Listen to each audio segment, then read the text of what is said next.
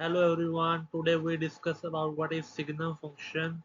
So let's start what is this Signum function and where it is used, and we discuss about what is its domain, what is its range, and know about it is bounded or not bounded, and how can we represent Signum function. So let's discuss about this topic, what is Signum function. Let's start it. So the notation of this, we represent signum function as s, g, and x, and in some books mostly author use this notation also. Both are valid. If you want to use this one, then it's okay. If someone use this, then it's okay. Both are same thing. So firstly, so signum function is equal to -1 if our x is less than 0, and it is equal to 0 if our x is equal to 0, and 1 if our x is greater than 0. So this is signum function, and we clearly see how we define it.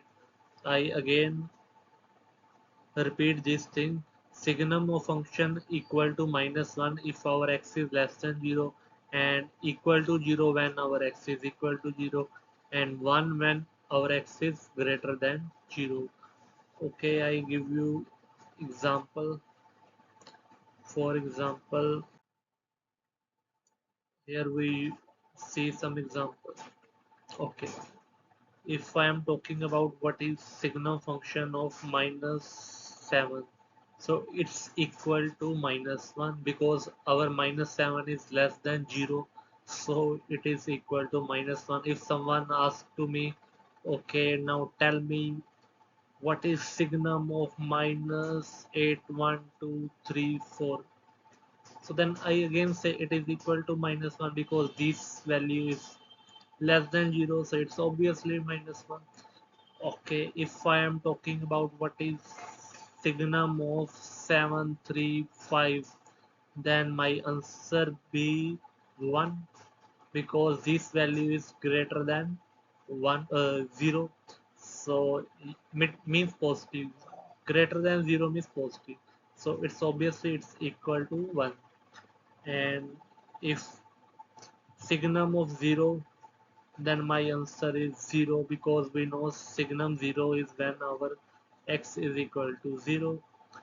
Okay, now last one is suppose someone say what is signum of 0.0000, suppose here 1, then I can't write here 0 because it's still greater than 0, so I write here 1. So I hope how we define and how we calculate signum function.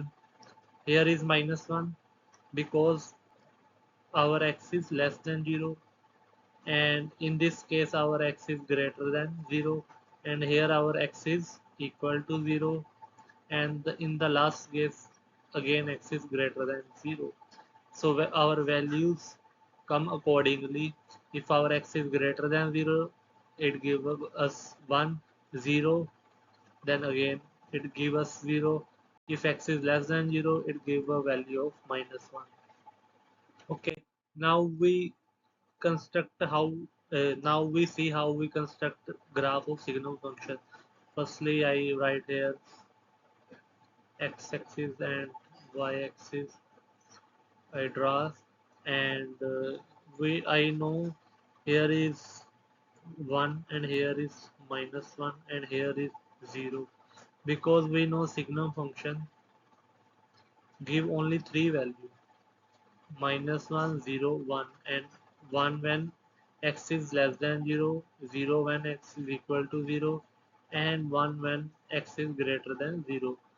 Okay, so I write accordingly: -1, 0, and 1. So if I want to make graph of this, so I write as this.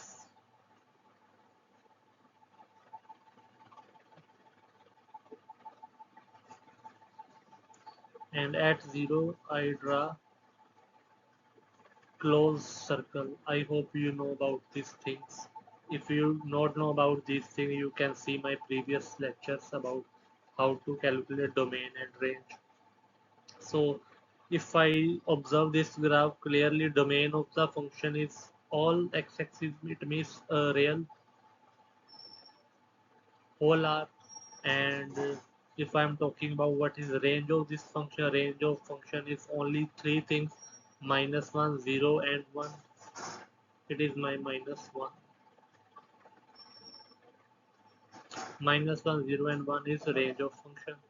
Okay, if I am talking about uh, it is bounded or not, I can draw horizontal line, and this graph is contained in these two green horizontal lines. It means our graph is bounded.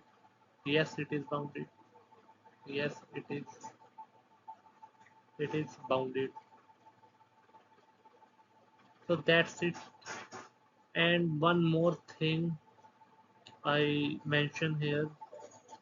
In some books, Signum function also defined as like this.